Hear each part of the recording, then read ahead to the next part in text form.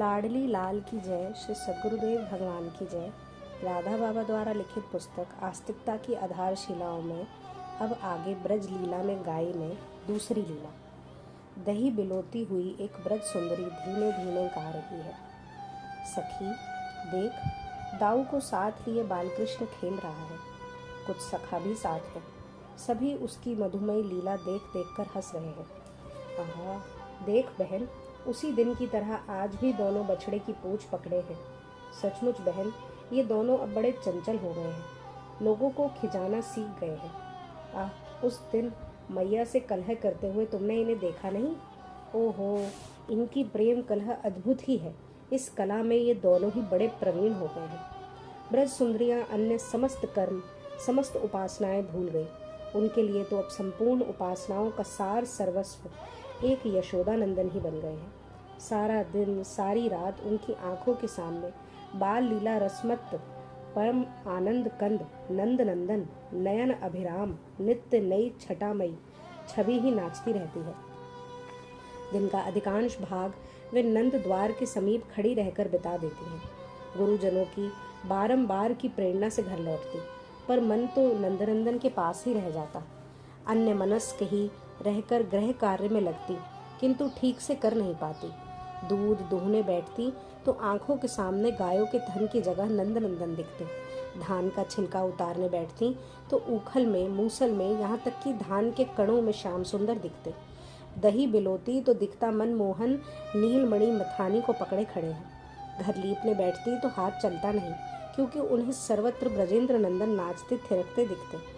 उनके छोटे बालक रोने लगते, गोपियां लोरी देने का विचार करती, पर आंखों से बच्चा नहीं दिखता, यशोदानंदन दिखते।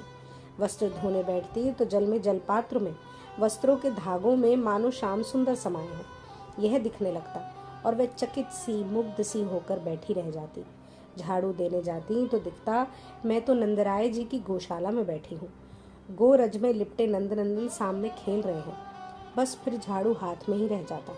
इस प्रकार वे अधिकांश समय भावाविष्ट रहती। लीला शक्ति की प्रेरणा से जब आवेश कुछ शिथिल होता तो किसी प्रकार गृह कार्य समाधान कर पाती, पर उस समय भी उनका मन तो रसराज शिरोमणि यशोदानंदन के लीला रस सुधा सागर में ही डूबा रहता, तथा वाणी निरंतर उन्हीं का ललित लीला गान करती रहती। ऐसा प्रतीत होता कि मानो उनके अंतर हृदय का सरस रस स्रोत ही सुरीले शब्द बनकर झर रहा हो।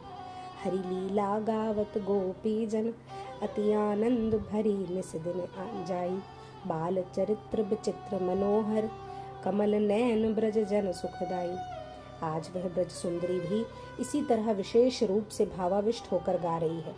उसके मानस नेत्रों के सामने कभी गोवत्स पुच्छधारी श्याम सुंदर की और कभी माता के साथ कमनीय कलह में संलग्न यशोदानंदन की छवि आ रही है।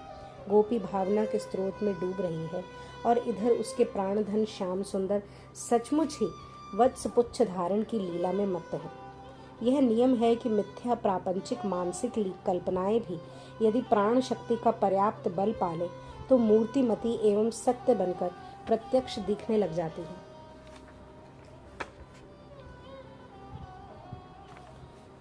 फिर गोपी की कल्पना तो सत्य के भी सत्य परम परात्पर पुरुषोत्तम साक्षात भगवान ब्रजेंद्र नंदन परमानंद घन श्री कृष्ण के संबंध की है, तथा श्री कृष्णमय बने हुए प्राणों के बल पर श्री कृष्ण को गोपी की ओर खींच लाने के लिए दौड़ रही है। अतः विलंब ही क्या था। श्याम सुंदर मधुर अति मधुर आकर्षण से युक्त उस भावना के सूत्र में बंधे हुए खिंचे हुए से ग्वालिन के घर आ पहुंचे। ग्वालिन ने देखा श्याम सुंदर खड़े हैं, पर अकेले हैं। वास्तव में श्याम सुंदर अकेले ही आए थे। दादा दाऊ एवं साथियों से परामर्श करके सबको द्वार पर ही छोड़ दिया था। अकेले भीतर घुसे थे अस्तु। ग्वालिन के आनंद का पार नहीं। उसने सोचा स्वप्न तो नहीं देख रही हूँ। निर्णय करने के उद्देश्य से उसने बाहर की ओर झरोखों से झांका। कुछ सखाओं के साथ दाऊ अतिशय शांत मुद्रा में छिपे से खड़े हैं। स्पष्ट था अपने अनुज के किसी संकेत की प्रतीक्षा में खड़े हैं। ग्वालिन समझ गई स्वप्न नहीं है, सत्य है। किसी मधुर गुप्त अभिसंधि से मेरे प्राणधन मेरे घर आए हैं। श्याम सुंदर की भोली चितवन की ओर ग्वालिन देखने लगी। अधिक देर तक धैर्य न रख सकी। उसी क्षण दौड़ पड़ी और गोद में उठाकर हृदय से लगा लिया। श्याम सुंदर का स्पर्श सुख पाकर ग्वालिन मानो समाधिस्थ सी हो गई। सारी सुध-बुध खो बैठी। गोद में बैठे हुए अंतर्यामी ने ग्वालिन के अंतर में झांक कर देखा। अंतर हृदय के तार झनझन कर रहे हैं। राम श्याम प्रणय कलह में बड़े ही चतुर हैं, बड़े ही चतुर हैं। उस झनकार की ओट में एक लालसा छिपी है। कभी श्याम सुंदर मुझे खिजाते, मैं रोष करती, ये झगड़ते। ऐसे प्रणय कलह का सौभाग्य मुझे भी मिलता। नीलमणि ग्वालिन का यही मनोरथ तो पूर्ण करने आए थे। वे चुपचाप गोद से उठ खड़े हुए। ग्वालिन प्रस्तर मूर्ति की तरह निश्चल बैठी रही। श्याम सुंदर अपने सुकोमलतम कर पल्लवों से धीरे धीरे ताली बजाने लगे। ताली बजी कि गोप मंडली के सहित दाऊ भीतर आ गए। नीलमणि ने माखन ग्रह की ओर संकेत कर दिया। वे सब चुपचाप बिना किसी शब्द के भीतर जा पहुंचे। इधर स्वयं नीलमणि गौशाला की तरफ चल पड़े। गौशाला में बहुत से बछड़े बंधे थे। गाय रंभा रही थी। आज अभी तक दूही नहीं गई थी। दूहता कौन? ग्वालिन तो आधी रात से भावाविष्ट थी। तब से दधी भांड में मथानी डालकर बिलो रही थी। 2-4 बार मथानी घुमाती, फिर ठहर कर गीत गाती, फिर कुछ देर मथती, फिर गाने लगती। उसे यह ज्ञान ही नहीं था कि कब प्रभात हुआ। श्याम सुंदर को देखकर बछड़े अपने सिर हिलाने लगे। गाय हम्बारव करने लगी। श्याम सुंदर ने एक बार चंचल दृष्टि से सब तरफ देखा कि कोई देख तो नहीं रहा है। फिर एक बछड़े को खोल दिया। बछड़ा जाकर माँ का दूध पीने लगा। उसके पश्चात एक एक करके वहाँ जितने बछड़े थे सबको उन्मुक्त कर दिया। सभी अपनी माँ के थनों से हुमक हुमक कर दूध पीने लगे। यशोदानंदन के मनोहर मुखार बिंद पर एक अनिवर्चनीय उल्लास छा गया। अपने इस कौतुक को देखकर वे आनंद में भर गए। और गाय तथा बछड़ों की दशा भी आज विचित्र ही है। गायों ने दूध पीते हुए बछड़ों को चाटने की बात तो दूर, देखना तक छोड़ दिया। वे एक टक श्याम सुंदर की ओर देख रही हैं। बछड़े भी कुछ क्षण तो थन में मुंह लगाकर दूध पीते, पर फिर पीना छोड़कर श्याम सुंदर की ओर देखने लग जाते। श्याम सुंदर उन्हें पुचकार कर अपने नन्हे नन्हे हाथों को उठाकर शैशवोचित सरलतावश संकेत करते कि रे वत्सो, पी लो पी लो। ग्वालिनी के आने के पहले पहले ही सारा दूध आज पी डालो। सचमुच आज श्री कृष्ण की अचिंत्य लीला, महाशक्ति की प्रेरणा से ही बछड़े दूध पीते रहे, अन्यथा सभी दूध पीना छोड़कर श्री कृष्ण को ही देखते रह जाते। परमानंद सुंदर यशोदानंदन एक गाय के कुछ और निकट जाकर खड़े हो गए। गाय ने अपनी गर्दन बढ़ाई। यशोदानंदन ने एक बार कुछ भयभीत से हो गए, पर गाय की अतिशय शांत मुद्रा देखकर उन्हें साहस हो गया। लगे गाय की गर्दन को सहलाने। गाय ने गर्दन फैला दी। यशोदानंदन ने देखा गाय बड़ी सूधी है, मारेगी नहीं। यह सोचकर वे धीरे से उसके थन के पास बैठ गए। बछड़ा पहले से ही थन छोड़कर अलग हटकर श्याम सुंदर की ओर देखने लगा था। श्याम सुंदर ने थन को दबाकर दूध की धार निकालनी चाहिए। धार निकली तथा उससे श्याम सुंदर का बायां कंधा भीग गया। श्याम सुंदर के आनंद की सीमा न थी। दूसरी बार दबाया, इस बार भी धार निकली। श्याम सुंदर ने चाहा था कि मुंह में ही गिरे, पर धार ने चिबुक का ही अभिषेक किया। तीसरी बार की चेष्टा में यशोदानंदन सफल हुए। दूध की उज्जवल धार मुंह में गिरी। दूध का घूंट पीकर हर्षोत्फुल्ल नेत्रों से नंदनंदन ने मुंह पीछे फिराकर देखा तो दिखा दाऊ एक स्तंभ की ओट में छिपे संकेत कर रहे हैं कि रे कन्हैया जल्दी भाग जा। उनसे कुछ ही दूर पर ग्वालिन दिव्य प्रेम सागर में डूबती उतराती खड़ी खड़ी यशोदानंदन की ओर देख रही हैं। उसकी आंखों से दर दर प्रेम आश्रु बहकर उसके वक्षस्थल को भिगो रहे हैं। यशोदानंदन उठकर भागे, पर ग्वालिनी पथ रोके खड़ी थी। बहुत चेष्टा करने पर भी आखिर श्याम सुंदर ग्वालिनी के द्वारा पकड़ ही लिए गए। ग्वालिनी के अंतर हृदय में तो आनंद की बाढ़ आ रही थी, पर बाहर से वे गंभीर होकर बोली, अरे नटखट, यह तुमने क्या किया? सारे बछड़ों को खोलकर सारा दूध पिला दिया। और दाऊ कहकर ग्वालिनी लपकी तथा बड़ी तेजी से उसने दाऊ को भी पकड़ लिया। वे पास ही खड़े थे। अनुज के पकड़े जाने से स्नेह पर वश होकर पास चले आए थे कि देखे ग्वालिनी क्या करती है। उन्होंने कल्पना भी नहीं थी कि वह मुझे भी पकड़ लेगी। वह तो समझे हुए थे कि हम लोगों के माखन खाने की बात भी ग्वालिनी जानती ही नहीं।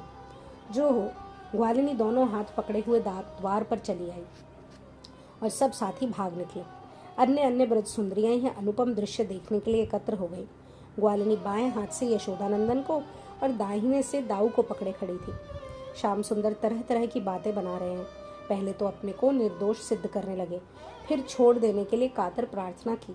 पर जब ग्वालिन ने ना छोड़ा तो उसी पर सारा दोष मढ़कर उससे झगड़ा करने लगे।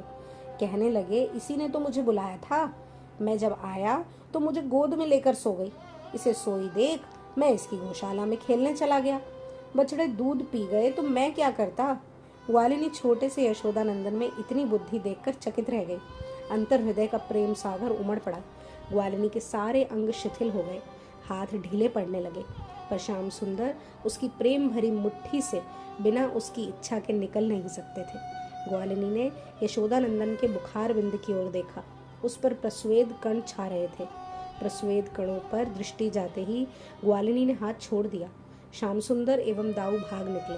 ग्वालिनी बावली सी होकर भीतर चली गई। लगातार 6 पहर बीत गए। ग्वालिनी देख रही है गायों के थन से दूध की धार निकल रही है और यशोदानंदन पी रहे हैं। प्रतिदिन का अभ्यास है कि उषा काल से कुछ पहले ही वह उठ पड़ती है। अपने कोटि कोटि प्राणोपम नयन अभिराम नित्य नव सुंदर नीलमणि की ललित लीलाएं गाती हुई दही मथती है। अभ्यासवश ठीक उसी समय उसे बाह्य ज्ञान हुआ। नयन मन चोर नीलमणि को देखने के लिए उसके प्राण व्याकुल हो गए। और अभी तो रात थी। प्रभात में 3 घड़ी का विलंब था। 3 घड़ियां 3 कल्प की सी बीती। आखिर प्रभात हुआ। पर इस समय जाने पर नंदरानी पूछेंगी क्यों आई है तो क्या उत्तर दूंगी। समाधान ना पाकर ग्वालिनी के प्राण छटपटा उठे। उसकी व्याकुलता से द्रवित होकर अंतर्यामी ने तुरंत उपाय बता दिया। उल्हाने के बहाने चली जा। फिर देर क्या थी, ग्वालिनी चल पड़ी। विद्युत वेग से नंदरानी के घर जा पहुंची। नंदरानी ने पूछा, इतने सवेरे कैसे आई बहन। तो ग्वालिनी ने उत्तर देने जा ही रही थी कि यशोदानंदन शैया से उठकर आंखें मलते हुए वहीं चले आए। आज ये पहला ही अवसर है कि यशोदानंदन अपने आप निद्रा त्याग कर शैया से उठकर बाहर आए हैं। ग्वालिनी की दृष्टि श्याम सुंदर के विधि हर मुनि मोहन व नार विंद पर पड़ी। फिर क्या था, कुछ देर निश्चल खड़ी रहकर विक्षिप्त सी गाती हुई ग्वालिनी पीछे की ओर लौट पड़ी। श्याम सुंदर के मनोहर मुखार बिंद पर मधुर मंद मुस्कान है और मैया के मुख पर अत्यंत आश्चर्य। ग्वालिनी गाती जा रही है, अरे नंदरानी, तुम्हारा ये लाडला बार बार अनीति करता है। इसने क्या किया है यह तुम्हें अच्छी तरह मालूम है। यह चलता फिरता बछड़ों को खोल देता है और मैं समझती हूँ कि तुम लोगों की सलाह से ही सब कुछ करता है। यदि तुम्हारा संकेत ना हो तो और असमय में ही बछड़ों को खोल देने का अप्रिय कार्य कौन करता है। यदि कहो कि यह तुम्हारी सलाह से हुआ, ऐसा नहीं करता, तो फिर तुम इसे डांटती क्यों नहीं। इसी प्रकार ये लीला विश्राम होता है। श्री राधा श्री राधा श्री राधा।